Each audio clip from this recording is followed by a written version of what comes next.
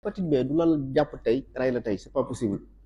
Tous ces malades qui ont développé des formes graves des maladies du foie, ils ont évolué au minimum 15 ans de portage chronique.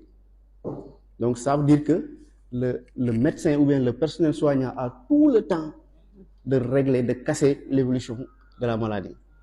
Mais malheureusement, dans nos régions, les gens n'ont pas l'habitude de se faire dépister. Et c'est ça le malheur.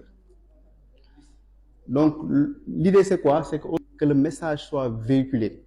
Et que le message, pour moi, en 2025, ne devrait pas se limiter à organiser des séances entre quatre murs où on va parler entre guillemets avec des personnes qui sont supposées être informées de la maladie. Li gën mooy descendre sur le terrain, à mon avis, être plus proche des populations pour leur expliquer la maladie et leur inciter au dépistage. C'est le premier aspect. Le deuxième aspect dont je voudrais revenir, moi, après le dépistage, il y a un coût inhérent à la prise en charge. Et c'est là où le bas blesse aussi. Maanaam boo nit ki boo xamee dafa am hépatite xaalis bi muy dépenser pour faju dafay jéggi dayoo nit ñi attanuñ ko. C'est ça la vérité.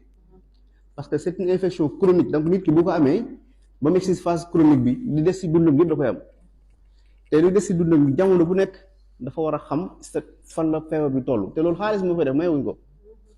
Donc c'est un plaidoyer que je fais à l'endroit des malades parce que nous c'est ce qu'on rentre dans la vie courante.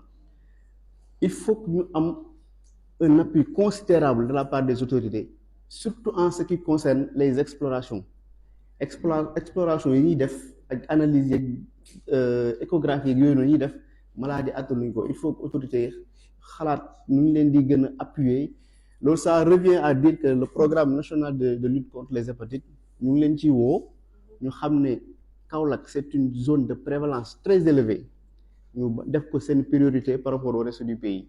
Je ne dis pas que le reste du pays bi nag amul les prévalences élevées mais man Kaolack laa xam parce que fa laa œuvré.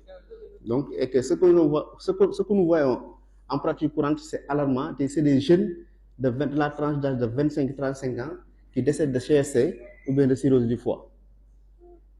Et que loolu ça pouvait être évité parce que hépatite B la bonne nouvelle mooy dafa am vaccin. Et que si la personne est dépistée et vaccinée kooku di des ci dundam gi mën na ko bañ a am mais day fekk amoo ko woon donc des activités dans ce sens mën nañoo permettre ñu wàññi de manière considérable la prévalence dans la population générale.